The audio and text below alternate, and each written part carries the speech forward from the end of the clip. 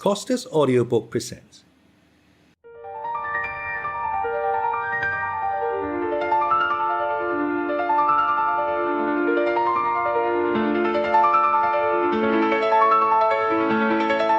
The Brothers Karamazov by Fyodor Dostoyevsky.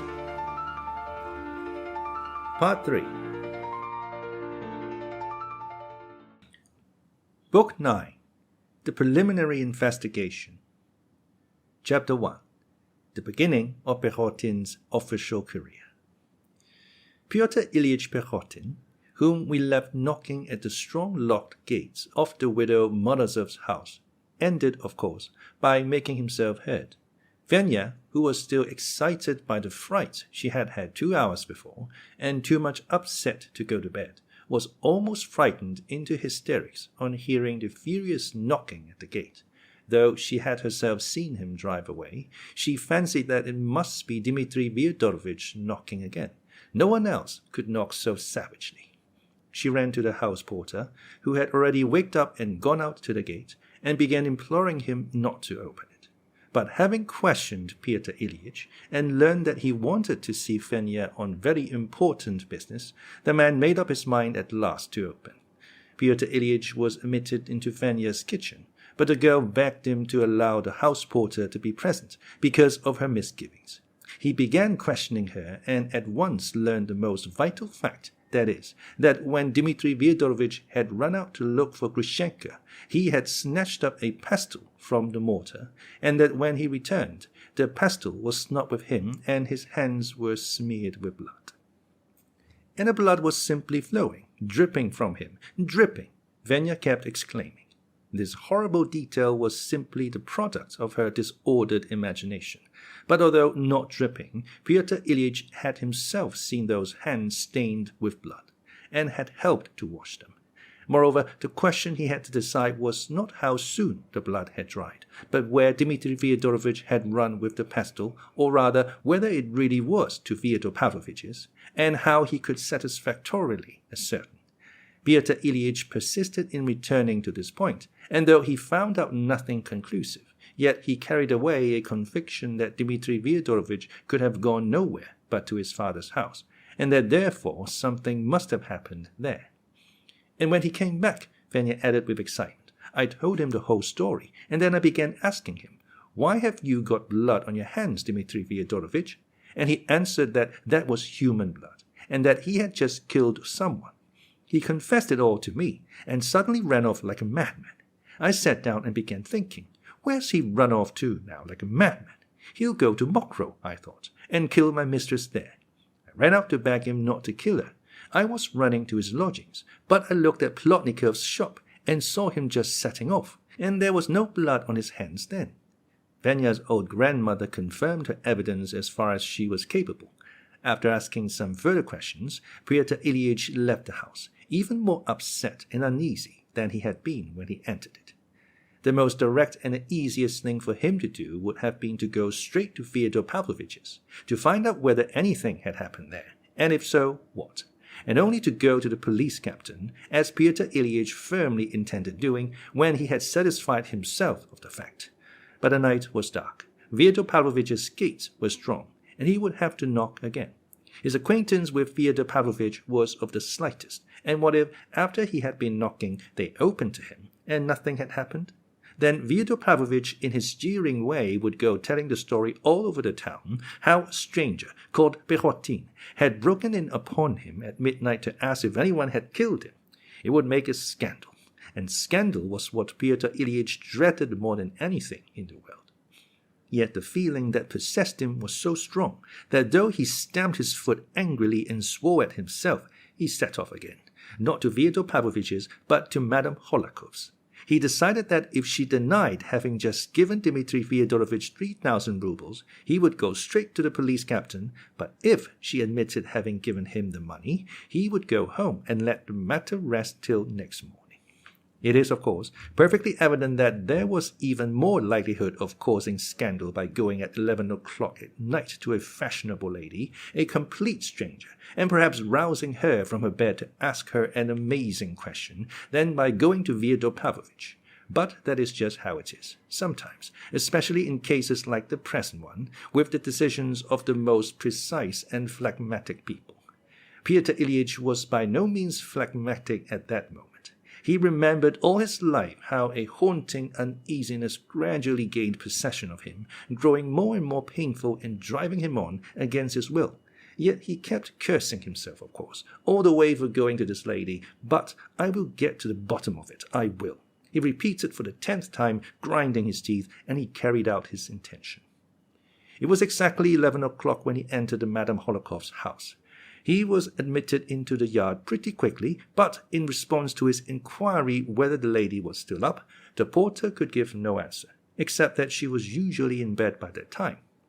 Ask at the top of the stairs. If the lady wants to receive you, she'll receive you. If she won't, she won't. Pyotr Ilyich went up, but did not find things so easy here. The footman was unwilling to take in his name, but finally called a maid. Pyotr Ilyich politely but insistently begged her to inform her lady that an official living in a town called Perhotin had called on particular business, and that if it were not of the greatest importance he would not have ventured to come. Tell her in those words exactly, he asked the girl. She went away. He remained waiting in the entry. Madame Hohlakov herself was already in her bedroom, though not yet asleep. She had felt upset ever since Mitya's visit, and had a presentiment that she would not get through the night without the sick headache which always, with her, followed such excitement. She was surprised on hearing the announcement from the maid. She irritably declined to see him. However, though the unexpected visit at such an hour of an official living in the town, who was a total stranger, roused her feminine curiosity intensely. But this time Pyotr Ilyich was as obstinate as a mule. He begged the maid most earnestly to take another message in these very words, that he had come on business of the greatest importance, and that Madame Hohlakov might have cause to regret it later if she refused to see him now. I plunged headlong. He described it afterwards. The maid, gazing at him in amazement, went to take his message again. Madame Hohlakov was impressed. She thought a little, asked what he looked like, and learned that he was very well dressed, young, and so polite. We may note, parenthetically, that Pyotr Ilyich was a rather good-looking young man, and well aware of the fact. Madame Hohlakov made up her mind to see him. She was in a dressing gown and slippers, but she flung a black shawl over her shoulders. The official was asked to walk into the drawing-room, the very room in which Mitya had been received shortly before. The lady came to meet her visitor with a sternly inquiring countenance, and, without asking him to sit down, began at once with the question, "What do you want?" "I have ventured to disturb you, madam, on a matter concerning our common acquaintance, Dmitri Fyodorovich Karamazov," Perhotin began.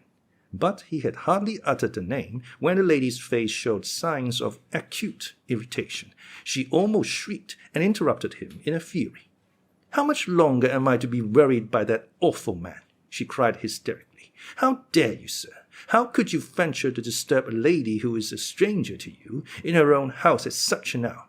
And to force yourself upon her to talk of a man who came here to this very drawing-room only 3 hours ago to murder me, and went stamping out of the room as no one would go out of a decent house. Let me tell you, sir, that I shall lodge a complaint against you, that I will not let it pass. Kindly leave me at once. I am a mother.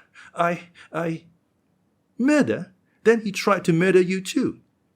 Why, has he killed somebody else?" Madame Hohlakov asked impulsively.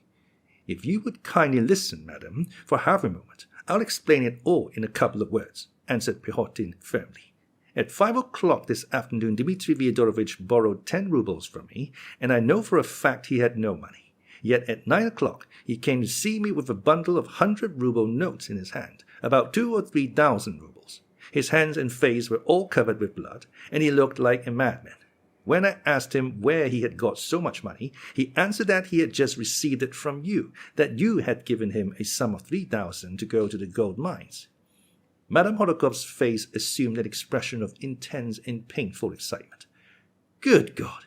He must have killed his old father," she cried, clasping her hands. "I've never given him money. Never. Oh, run. Don't say another word. Save the old man. Run to his father. Run." "Excuse me, madam, then you did not give him money. You remember for a fact that you did not give him any money."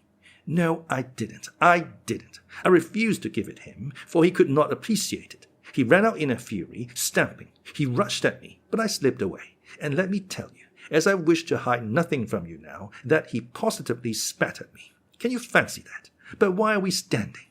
Sit down. Excuse me, or better, run. Run. You must run and save the poor old man from an awful death. But if he has killed him already? Oh, good heavens, yes. Then what are we to do now? What do you think we must do now? Meantime, she had made Pyotr Ilyitch sit down and sat down herself, facing him. Briefly, but fairly clearly, Pyotr Ilyitch told her the history of the affair, that part of it at least which he had himself witnessed. He described, too, his visit to Fenya, and told her about the pestle.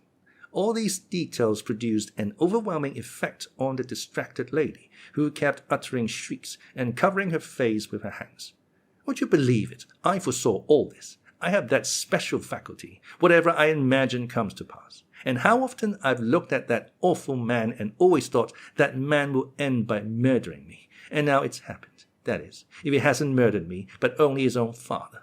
It's only because the finger of God preserved me. And what's more, he was ashamed to murder me because in this very place I put the holy icon from the relics of the holy martyr, Saint Varvara, on his neck. And to think how near I was to death at that minute, I went close up to him and he stretched out his neck to me.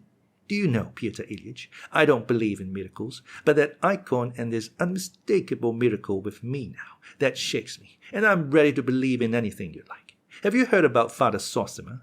But I don't know what I'm saying, and only fancy, with the icon on his neck, he spat at me. He only spat. It's true. He didn't murder me, and he dashed away. But what shall we do? What must we do now? What do you think?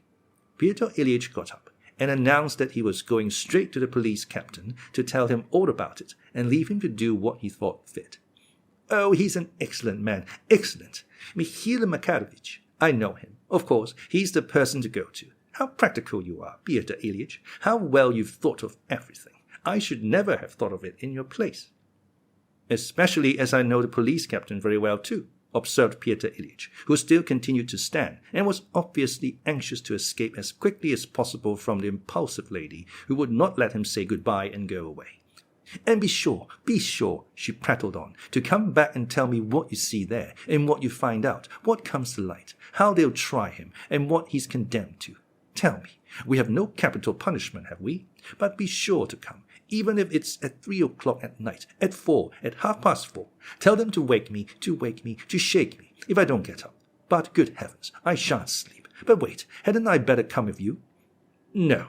But if you would write 3 lines with your own hand, stating that you did not give Dmitri Fyodorovich money, it might perhaps be of use, in case it's needed. To be sure, Madame Hohlakov skipped, delighted, to her bureau. And you know I'm simply struck, amazed at your resourcefulness, your good sense in such affairs. Are you in the service here? I'm delighted to think that you're in the service here. And still speaking, she scribbled on half a sheet of notepaper the following lines. I've never in my life lent to that unhappy man, Dmitri Fyodorovich Karamazov, 3,000 roubles today. I've never given him money, never. That I swear by all that's holy. K. Hohlakov. Here's the note. She turned quickly to Pyotr Ilyitch. Go, save him. It's a noble deed on your part. And she made the sign of the cross 3 times over him. She ran out to accompany him to the passage. How grateful I am to you. You can't think how grateful I am to you for having come to me first. How is it I haven't met you before? I shall feel flattered at seeing you at my house in the future. How delightful it is that you are living here. Such precision, such practical ability. They must appreciate you. They must understand you. If there's anything I can do, believe me. Oh, I love young people. I'm in love with young people. The younger generation are the one prop of our suffering country, her one hope. Oh, go, go. But Pyotr Ilyitch had already run away, or she would not have let him go so soon. Yet Madame Hohlakov had made a rather agreeable impression on him, which had somewhat softened his anxiety at being drawn into such an unpleasant affair. Tastes differ, as we all know. She is by no means so elderly, he thought, feeling pleased. On the contrary, I should have taken her for her daughter. As for Madame Hohlakov, she was simply enchanted by the young man. Such sense, such exactness, in so young a man, in our day, and all that with such manners and appearance. People say the young people of today are no good for anything, but here's an example, etc. So she simply forgot this dreadful affair, and it was only as she was getting into bed that, suddenly recalling how near death she had been, she exclaimed, "Ah, it is awful, awful." But she fell at once into a sound, sweet sleep. I would not, however, have dwelt on such trivial and irrelevant details if this eccentric meeting of the young official with the by no means elderly widow had not subsequently turned out to be the foundation of the whole career of that practical and precise young man. His story is remembered to this day with amazement in our town, and I shall perhaps have something to say about it when I have finished my long history of the Brothers Karamazov.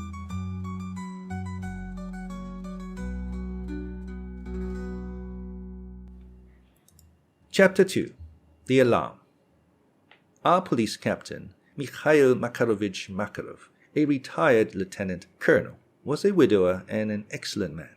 He had only come to us 3 years previously, but had won general esteem, chiefly because he knew how to keep society together. He was never without visitors, and could not have got on without them. Someone or other was always dining with him. He never sat down to table without guests. He gave regular dinners too, on all sorts of occasions, sometimes most surprising ones. Though the fare was not recherché, it was abundant.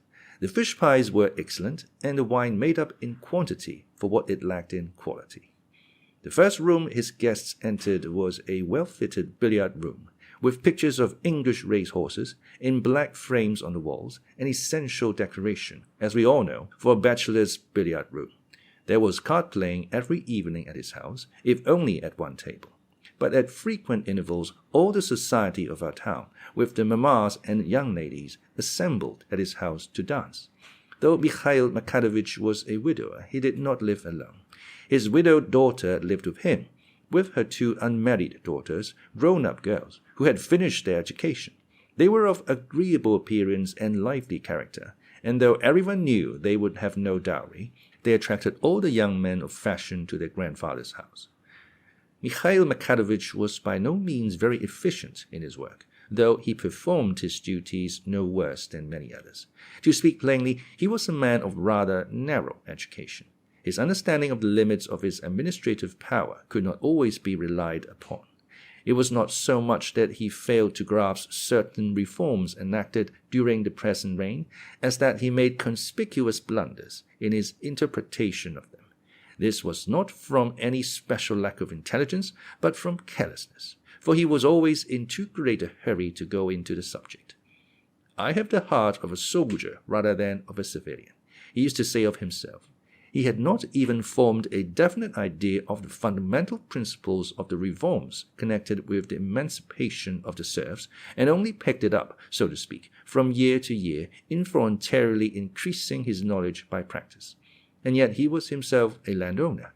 Pyotr Ilyitch knew for certain that he would meet some of Mikhail Makarovich's visitors there that evening, but he did not know which. As it happened, at that moment the prosecutor and Varinsky, our district doctor, a young man who had only just come to us from Petersburg after taking a brilliant degree at the Academy of Medicine, were playing whist at the police captain's.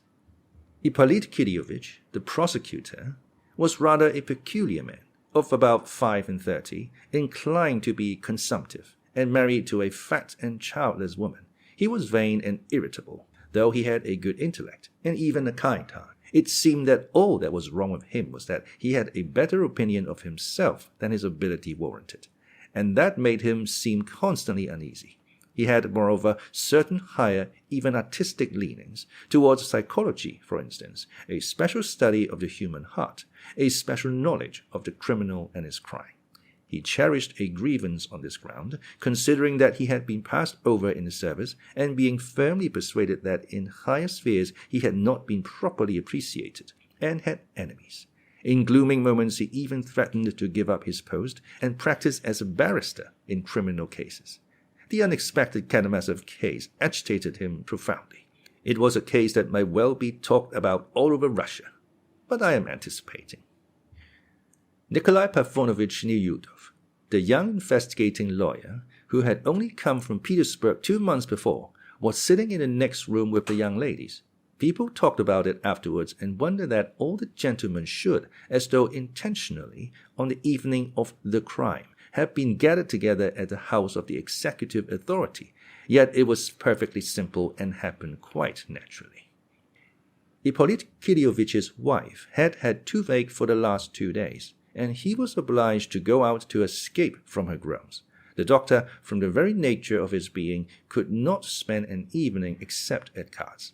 Nikolai Pavlovich Niyudov had been intending for 3 days past to drop in that evening at Mikhail Makarovich's, so to speak casually, so as slyly to startle the eldest granddaughter, Olga Mikhailovna, by showing that he knew her secret, that he knew it was her birthday, and that she was trying to conceal it on purpose, so as not to be obliged to give her dance. He anticipated a great deal of merriment, many playful jests about her age, and her being afraid to reveal it, about his knowing her secret and telling everybody, and so on. The charming young man was a great adept at such teasing. The ladies had christened him the naughty man, and he seemed to be delighted at the name. He was extremely well-bred, however, of good family, education and feelings, and though leading a life of pleasure, his sallies were always innocent and in good taste. He was short and delicate-looking. On his white, slender little fingers he always wore a number of big, glittering rings. When he was engaged in his official duties, he always became extraordinarily grave, as though realizing his position and the sanctity of the obligations laid upon him. He had a special gift for mystifying murderers and other criminals of the peasant class during interrogation, and if he did not win their respect, he certainly succeeded in arousing their wonder. Pyotr Ilyich was simply dumbfounded when he went into the police captain's. He saw instantly that everyone knew. They had positively thrown down their cards, or were standing up and talking. Even Nikolai Ivanovich had left the young ladies and run in, looking strenuous and ready for action. Pyotr Ilyich was met with the astounding news that old Fyodor Pavlovich really had been murdered that evening in his own house, murdered and robbed. The news had only just reached them in the following manner. Marfa Ignatievna, the wife of old Grigory, who had been knocked senseless near the fence, was sleeping soundly in her bed and might well have slept till morning after the draught she had taken. But all of a sudden she waked up, no doubt roused by a fearful epileptic scream from Smirkov, who was lying in the next room unconscious. That scream always preceded his fits, and always terrified and upset Marfa Ignatievna. She could never get accustomed to it. She jumped up and ran half awake to Smirkov's room, but it was dark there, and she could only hear the invalid beginning to gasp and struggle. Then Marfa Ignatievna herself screamed out and was going to call her husband, but suddenly realized that when she had got up, he was not beside her in bed. She ran back to the bedstead and began groping with her hands, but the bed was really empty. Then he must have gone out. Where? She ran to the steps and timidly called him. She got no answer, of course, but she caught the sound of groans far away in the garden in the darkness. She listened. The groans were repeated, and it was evident they came from the garden. Good Lord, just as it was with Lizaveta Smirdyasha, she thought distractedly. She went timidly down the steps and saw that the gate into the garden was open. He must be out there, poor dear, she thought. She went up to the gate, and all at once she distinctly heard Grigory calling her by name. Marfa, Marfa, in a weak, moaning, dreadful voice. Lord, preserve us from harm, Marfa Ignatievna murmured, and ran towards the voice, and that was how she found Grigory. But she found him not by the fence where he had been knocked down, but about 20 paces off. It appeared later that he had crawled away on coming to himself, and probably had been a long time getting so far, losing consciousness several times. She noticed at once that he was covered with blood, and screamed at the top of her voice. Grigory was muttering incoherently. He has murdered, his father murdered. Why scream, silly? Run, fetch someone. But Marfa continued screaming, and seeing that her master's window was open and that there was a candlelight in the window, she ran there and began calling Fyodor Pavlovich. But peeping in at the window, she saw a fearful sight. Her master was lying on his back, motionless on the floor. His light-colored dressing gown and white shirt were soaked with blood. The candle on the table brightly lighted up the blood and the motionless dead face of Fyodor Pavlovich, terror-stricken, Marfa rushed away from the window, ran out of the garden, drew the bolt of the big gate, and ran headlong by the back way to the neighbor, Maria Kondratyevna. Both mother and daughter were asleep, but they waked up at Marfa's desperate and persistent screaming and knocking at the shutter. Marfa, shrieking and screaming incoherently, managed to tell them the main fact and to beg for assistance. It happened that Foma had come back from his wanderings and was staying the night with them. They got him up immediately, and all three ran to the scene of the crime. On the way, Maria Kondratyevna remembered that at about 8 o'clock she heard a dreadful scream from their garden, and this was no doubt Grigory's scream. "Parricide!" uttered when he caught hold of Mitya's leg. Some one person screamed out and then was silent. Maria Kondratyevna explained as she ran. Running to the place where Grigory lay, the two women, with the help of Foma, carried him to the lodge. They lighted a candle and saw that Smerdyakov was no better, that he was writhing in convulsions, his eyes fixed in a squint, and that foam was flowing from his lips. They moistened Grigory's forehead with water mixed with vinegar, and the water revived him at once. He asked immediately, "Is the master murdered?" Then Foma and both the women ran to the house and saw this time that not only the window, but also the door into the garden was wide open, though Fyodor Pavlovich had for the last week locked himself in every night and did not allow even Grigory to come in on any pretext. Seeing that door open, they were afraid to go in to Fyodor Pavlovich for fear anything should happen afterwards. And when they returned to Grigory, the old man told them to go straight to the police captain. Maria Kondratyevna ran there and gave the alarm to the whole party at the police captain's. She arrived only 5 minutes before Pyotr Ilyitch, so that his story came, not as his own surmise and theory, but as the direct confirmation, by a witness, of the theory held by all as to the identity of the criminal. It was resolved to act with energy. The deputy police inspector of the town was commissioned to take 4 witnesses, to enter Fyodor Pavlovich's house, and there to open an inquiry on the spot, according to the regular forms, which I will not go into here. The district doctor, a zealous man, new to his work, almost insisted on accompanying the police captain, the prosecutor, and the investigating lawyer. I will note briefly that Fyodor Pavlovich was found to be quite dead, with his skull battered in. But with what? Most likely with the same weapon with which Grigory had been attacked. And immediately that weapon was found, Grigory, to whom all possible medical assistance was at once given, described in a weak and breaking voice how he had been knocked down. They began looking with a lantern by the fence and found the brass pestle dropped in the most conspicuous place on a garden path. There were no signs of disturbance in the room where Fyodor Pavlovich was lying, but by the bed behind the screen, they picked up from the floor a big and thick envelope with the inscription, "A present of 3,000 roubles for my angel Grushenka, if she's willing to come." And below had been added by Fyodor Pavlovich, "For my little chicken."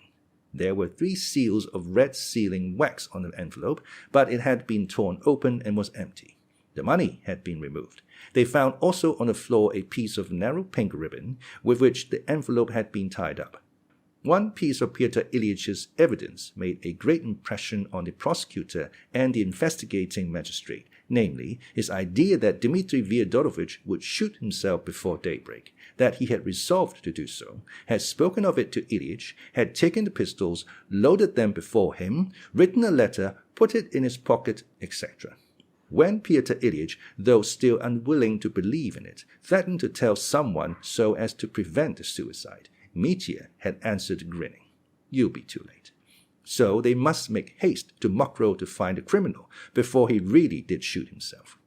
That's clear," repeated the prosecutor in great excitement. "That's just the way with mad fellows like that. I shall kill myself tomorrow, so I'll make merry till I die." The story of how he had bought the wine and provisions excited the prosecutor more than ever. "Do you remember the fellow that murdered a merchant called Alsofiev, gentlemen? He stole 1,500, went at once to have his hair curled, and then, without even hiding the money, carrying it almost in his hand in the same way, he went off to the girls." All were delayed, however, by the inquiry, the search, and the formalities, etc., in the house of Fyodor Pavlovich. It all took time and so, 2 hours before starting. They set on ahead to Mokrow the officer of the rural police, Mavriky Mavrikyevich Shmetsov, who had arrived in the town the morning before to get his pay. He was instructed to avoid raising the alarm when he reached Mokrow, but to keep constant watch over the criminal till the arrival of the proper authorities, to procure also witnesses for the arrest, police constables, and so on. Mavrikyevich did as he was told, preserving his incognito and giving no one but his old acquaintance, Trifon Borisovich, the slightest hint of his secret business. He had spoken to him just before Mitya met the landlord in the balcony, looking for him in the dark, and noticed at once a change in Trifon Borisovich's face and voice. So neither Mitya nor anyone else knew that he was being watched. The box with the pistols had been carried off by Trifon Borisovich and put in a suitable place. Only after 4 o'clock, almost at sunrise, all the officials, the police captain, the prosecutor, the investigating lawyer, drove up in 2 carriages, each drawn by 3 horses. The doctor remained at Fyodor Pavlovich's to make a post-mortem next day on the body, but he was particularly interested in the condition of the servant, Smirnikov. Such violent and protracted epileptic fits, reoccurring continually for 24 hours, are rarely to be met with, and are of interest to science, he declared enthusiastically to his companions, and as they left they laughingly congratulated him on his find. The prosecutor and the investigating lawyer distinctly remembered the doctor saying that Smirnikov could not outlive the night. After these long, but I think necessary explanations, we will return to that moment of our tale at which we broke off.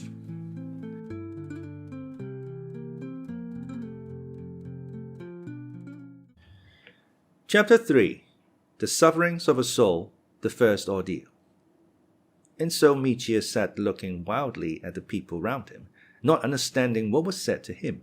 Suddenly he got up, flung up his hands, and shouted aloud, "I'm not guilty. I'm not guilty of that blood. I'm not guilty of my father's blood. I meant to kill him, but I'm not guilty. Not I." But he had hardly said this before Grushenka rushed from behind the curtain and flung herself at the police captain's feet. "It was my fault. My wickedness," she cried, in a heart-rending voice, bathed in tears, stretching out her clasped hands towards them. "He did it through me. I tortured him and drove him to it. I tortured the poor old man that's there too, in my wickedness, and brought him to this. It's my fault. Mine first, mine most. My fault." "Yes, it's your fault. You're the chief criminal. You fury, you harlot. You're the most to blame," shouted the police captain, threatening her with his hand. But he was quickly and resolutely suppressed. The prosecutor positively seized hold of him. "This is absolutely irregular, Mikhail Makarovich," he cried. "You are positively hindering the inquiry. You're ruining the case," he almost gasped. "Follow the regular course. Follow the regular course," cried Nikolai Perhotin, fearfully excited too. "Otherwise, it's absolutely impossible." "Judge us together," Grushenka cried frantically, still kneeling. "Punish us together. I will go with him now, if it's to death." "Gusha, my life, my blood, my holy one." Mitya fell on his knees beside her and held her tight in his arms. "Don't believe her," he cried. "She's not guilty of anything, of any blood, of anything." He remembered afterwards that he was forcibly dragged away from her by several men, and that she was let out, and that when he recovered himself he was sitting at a table. Beside him and behind him stood the man with metal plates. Facing him on the other side of the table sat Nikolai Perhotin, the investigating lawyer. He kept persuading him to drink a little water out of a glass that stood on a table. "That will refresh you. That will calm you. Be calm. Don't be frightened," he added, extremely politely. Mitya became suddenly intensely interested in his big rings, one with an amethyst and another with a transparent bright yellow stone, of great brilliance. And long afterwards he remembered with wonder how those rings had riveted his attention through all those terrible hours of interrogation, so that he was utterly unable to tear himself away from them and dismiss them as things that had nothing to do with his position. On Mitya's left side, in the place where Maximov had been sitting at the beginning of the evening, the prosecutor was now seated, and on Mitya's right hand, where Grushenka had been, was a rosy-cheeked young man in a sort of shabby hunting jacket, with ink and paper before him. This was the secretary of the investigating lawyer, who had brought him with him. The police captain was now standing by the window at the other end of the room, beside Kalganov, who was sitting there. "Drink some water," said the investigating lawyer softly, for the 10th time. "I have drunk it, gentlemen, I have. But, come, gentlemen, crush me, punish me, decide my fate," cried Mitya, staring with terribly fixed, wide-open eyes at the investigating lawyer. "So you positively declare that you are not guilty of the death of your father, Fyodor Pavlovich?" asked the investigating lawyer, softly but insistently. "I am not guilty. I am guilty of the blood of another old man, but not of my father's, and I weep for it. I killed the old man and knocked him down, but it's hard to have to answer for that murder with another, a terrible murder of which I am not guilty. It's a terrible accusation, gentlemen, a knockdown blow. But who has killed my father? Who has killed him? Who can have killed him if I didn't? It's marvelous, extraordinary, impossible." "Yes, who can have killed him?" the investigating lawyer was beginning, but Ippolit Kirillovich, the prosecutor, glancing at him, addressed Mitya.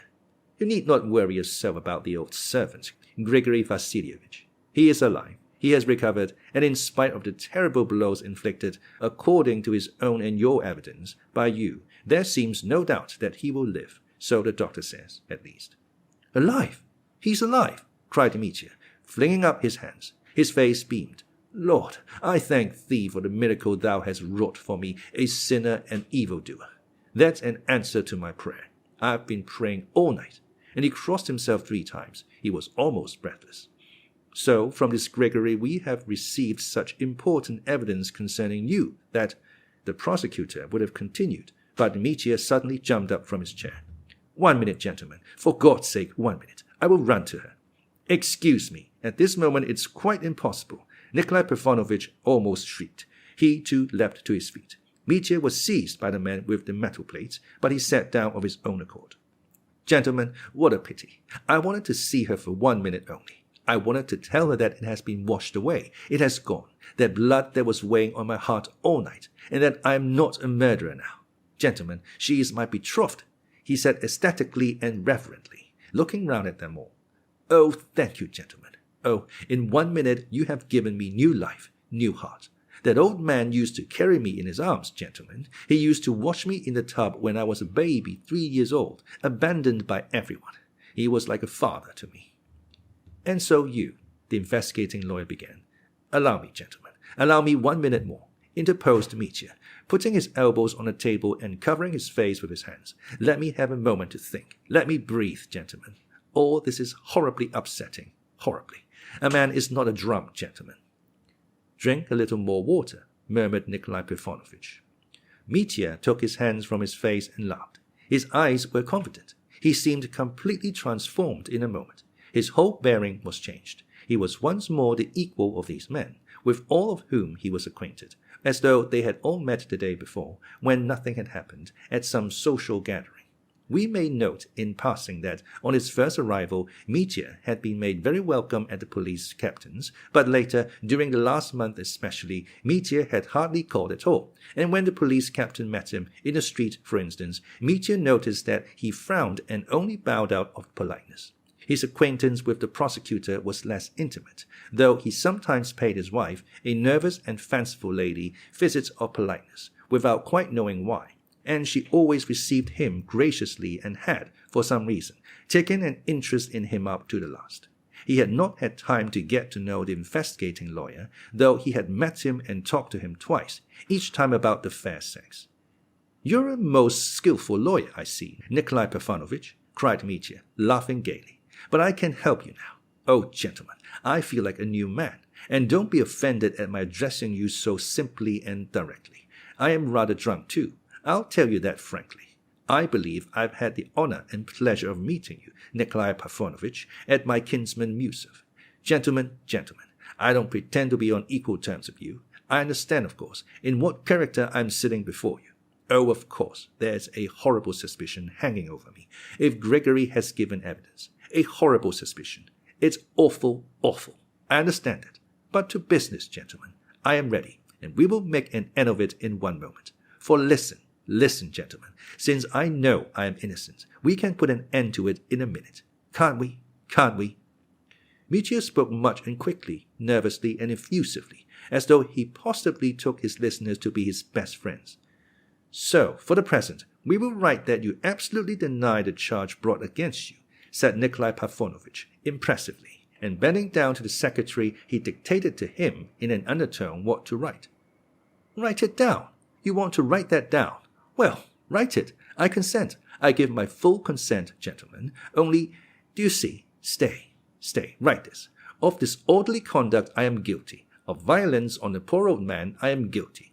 And there is something else at the bottom of my heart, of which I am guilty too. But that you need not write down.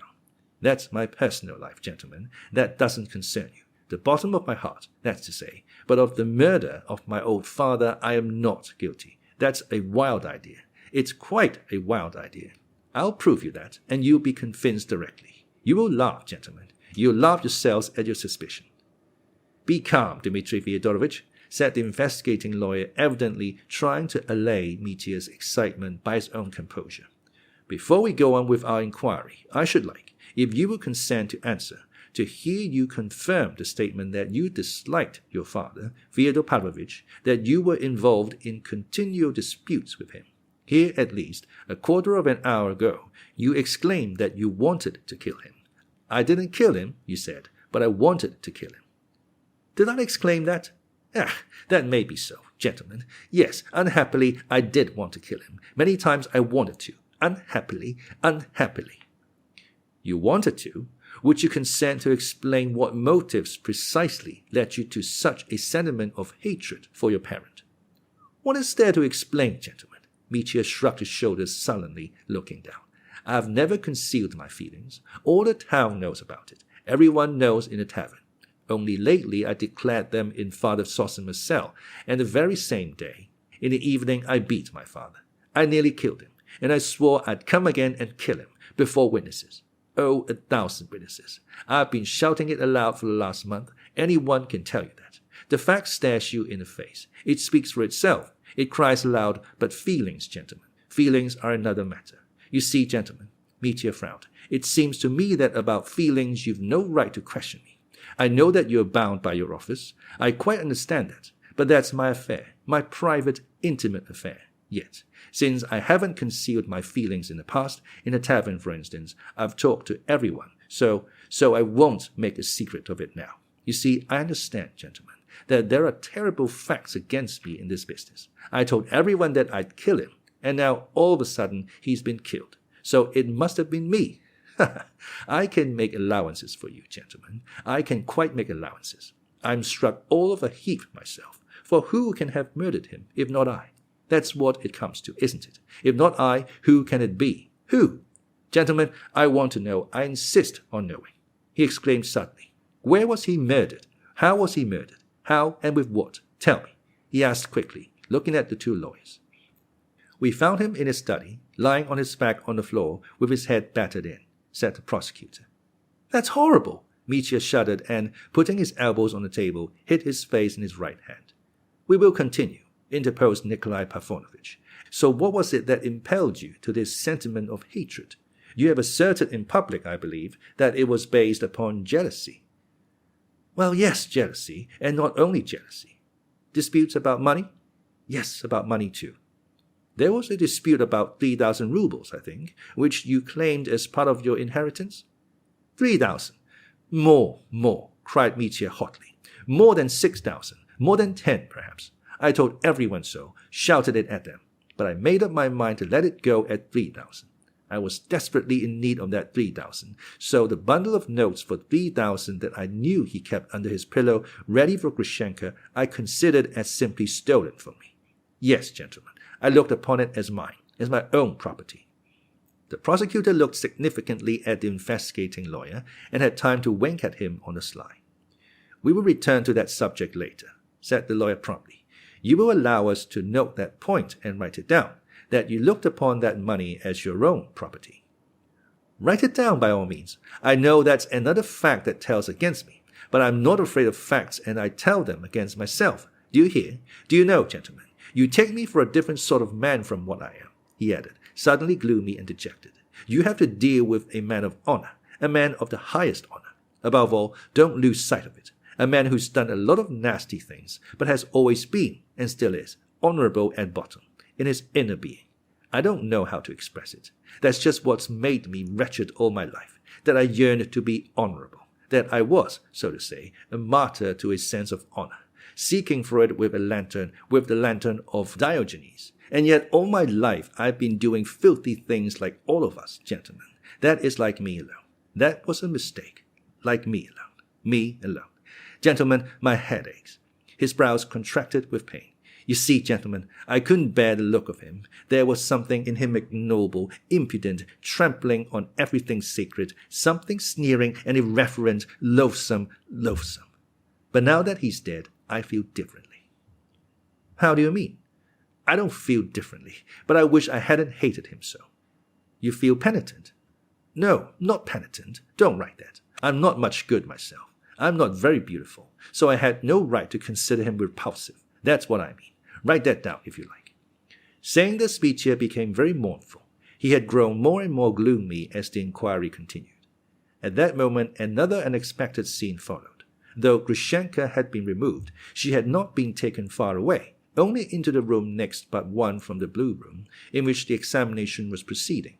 It was a little room with one window, next beyond the large room in which they had danced and feasted so lavishly.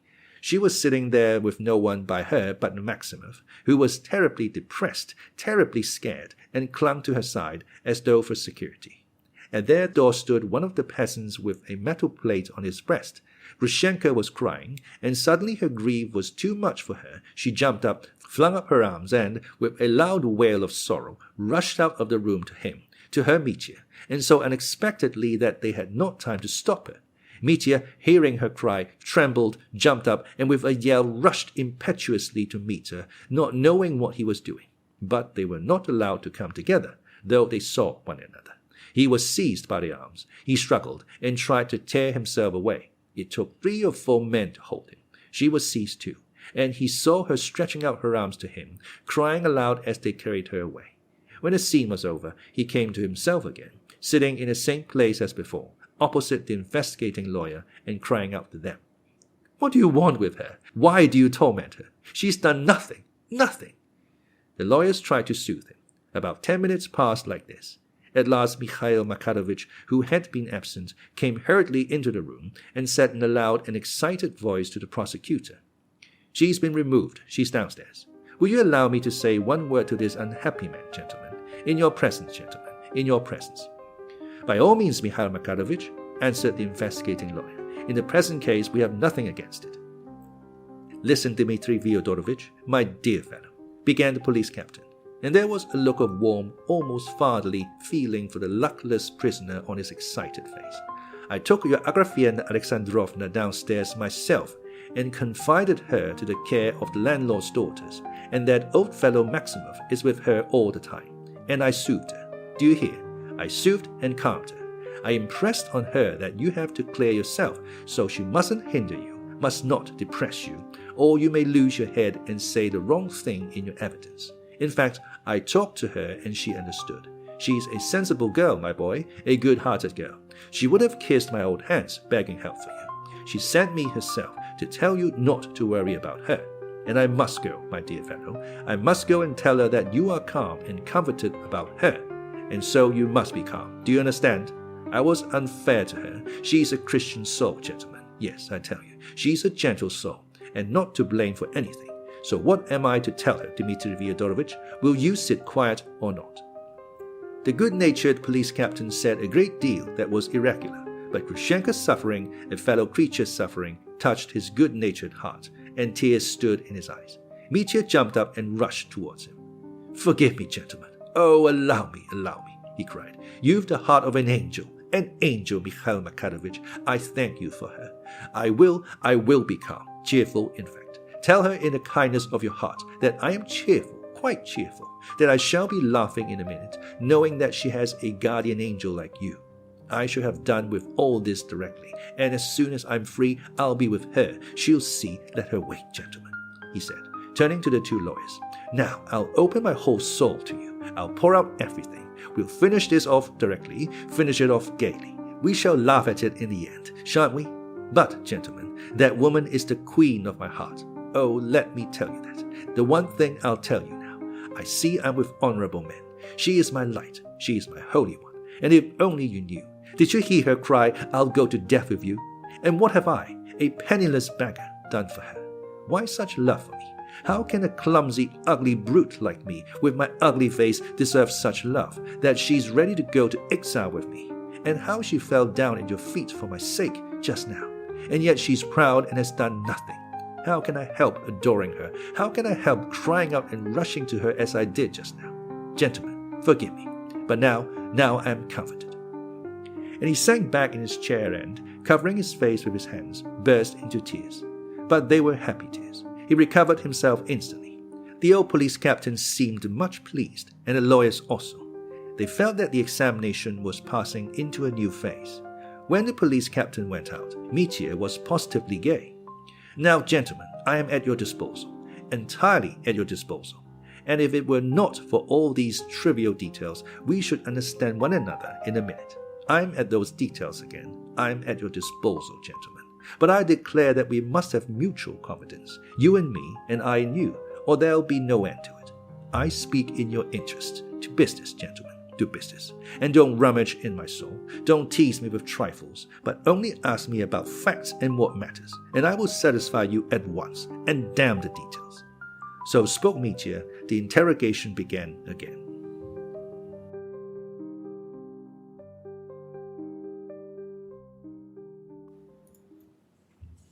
Chapter 4.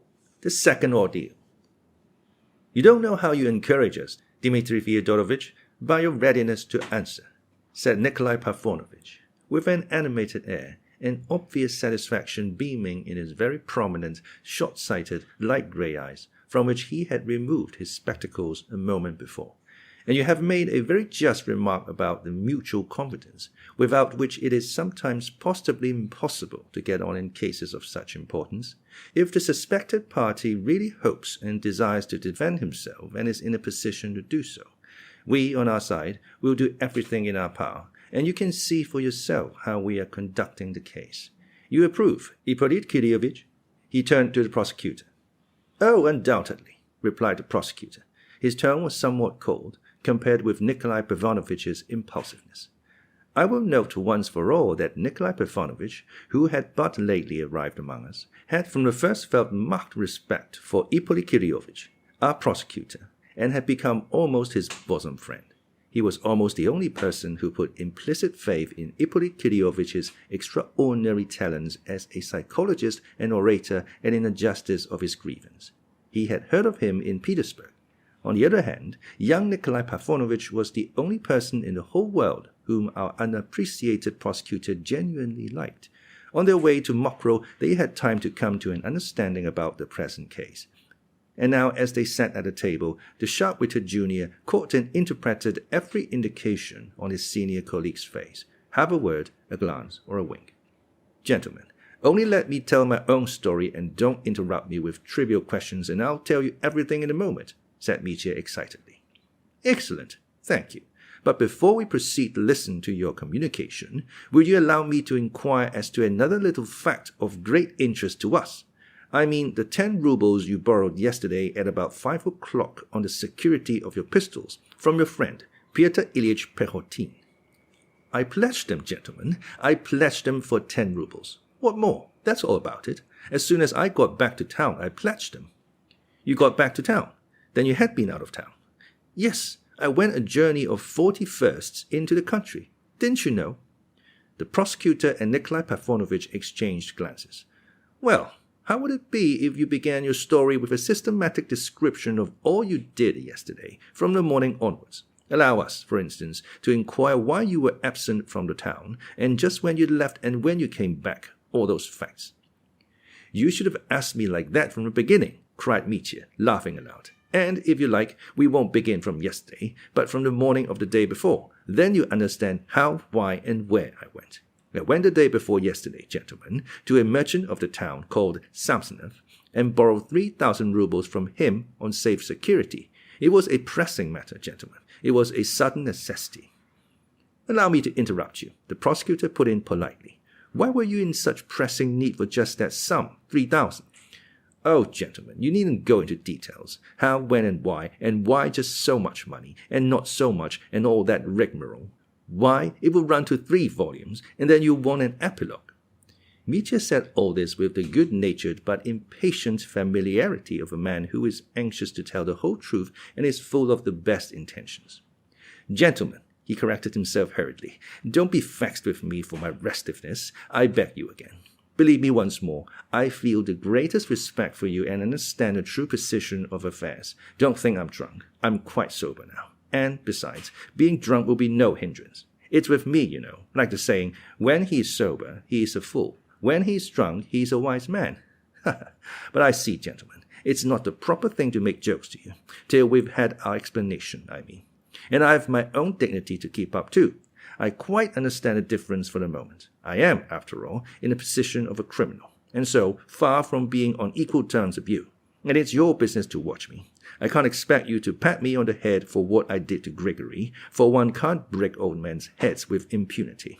I suppose you'll put me away for him for 6 months, or a year perhaps, in the House of Correction. I don't know what the punishment is, but it will be without loss of the rights of my rank, without loss of my rank, won't it?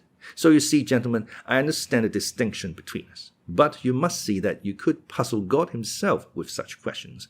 How did you step? Where did you step? When did you step? And on what did you step? I shall get mixed up if you go on like this, and you will put it all down against me. And what would that lead to? To nothing. And even if it's nonsense I'm talking now, let me finish. And you, gentlemen, being men of honor and refinement, will forgive me. I'll finish by asking you, gentlemen, to drop that conventional method of questioning. I mean, beginning from some miserable trifle, how I got up, what I had for breakfast, how I spat and where I spat, and so distracting the attention of the criminal, suddenly stun him with an overwhelming question. Whom did you murder? Whom did you rob? That's your regulation method. That's where all your cunning comes in. You can put peasants off their guard like that, but not me. I know the tricks. I've been in the service too. You're not angry, gentlemen. You forgive my impertinence? He cried, looking at them with a good nature that was almost surprising. It's only Mitya Karamazov, you know, so you can overlook it. It would be inexcusable in a sensible man, but you can forgive it in Mitya. Nikolai Parfenovitch listened and laughed too. Though the prosecutor did not laugh, he kept his eyes fixed keenly on Mitya, as though anxious not to miss the least syllable, the slightest movement, the smallest twitch of any feature of his face. That's how we have treated you from the beginning, said Nikolai Parfenovitch, still laughing. We haven't tried to put you out by asking how you got up in the morning and what you had for breakfast. We began, indeed, with questions of the greatest importance. I understand. I saw it and appreciated it. And I appreciate still more your present kindness to me, an unprecedented kindness worthy of your noble hearts. We three here are gentlemen, and let everything be on the footing of mutual confidence between educated, well-bred people who have the common bond of noble birth and honor.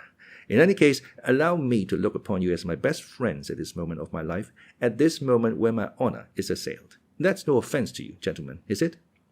On the contrary, you've expressed all that so well, Dmitri Fyodorovitch, Nikolai Parfenovitch answered with dignified approbation.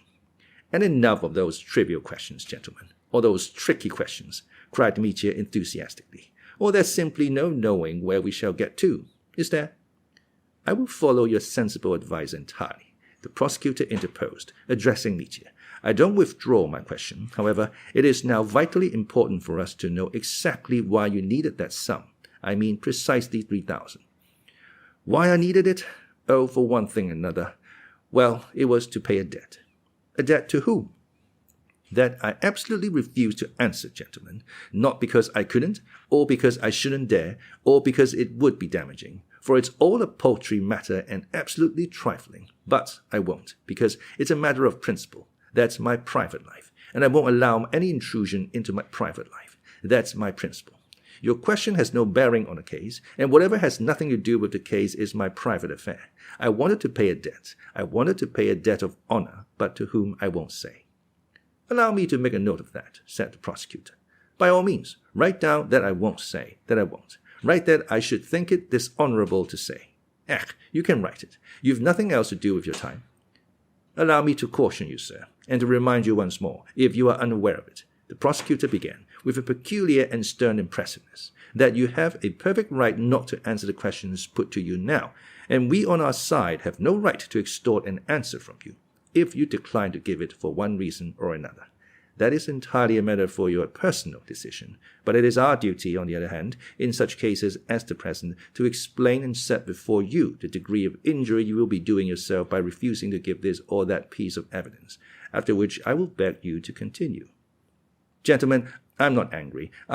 Mitya muttered in a rather disconcerted tone. Well, gentlemen, you see, that Samsonov to whom I went then. We will, of course, not reproduce his account of what is known to the reader already. Mitya was impatiently anxious not to omit the slightest detail. At the same time, he was in a hurry to get it over. But as he gave his evidence, it was written down, and therefore they had continually to pull him up. Mitya disliked this, but submitted. Got angry, though still good-humoredly. He did, it is true, exclaim from time to time, "Gentlemen, that's enough to make an angel out of patience," or "Gentlemen, it's no good you're irritating me."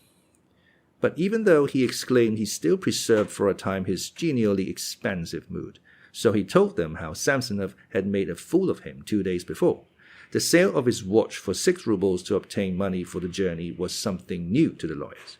They were at once greatly interested, and even, to Mitya's intense indignation, thought it necessary to write the fact down as a secondary confirmation of the circumstance that he had hardly a farthing in his pocket at the time.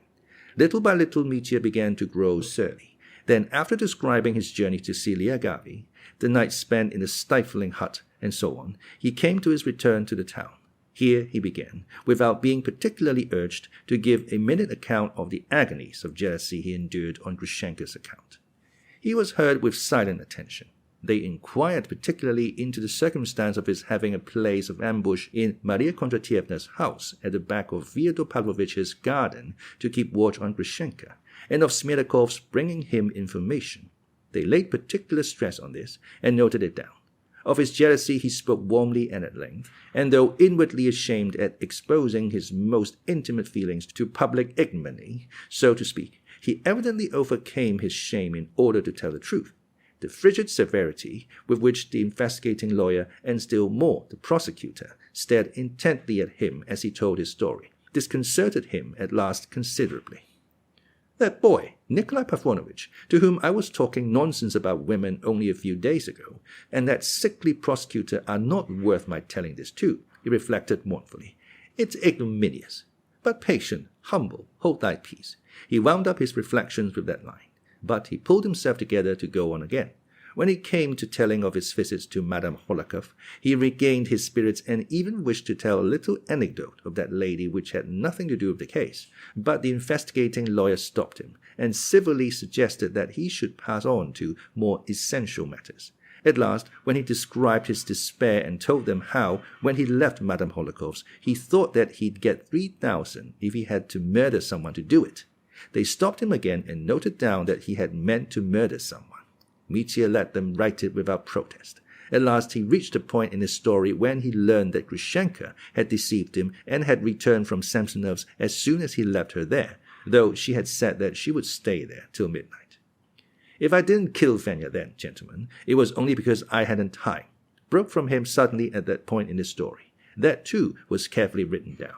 Mitya waited gloomily, and was beginning to tell how he ran into his father's garden when the investigating lawyer suddenly stopped him, and opening the big portfolio that lay on the sofa beside him, he brought out the brass pestle.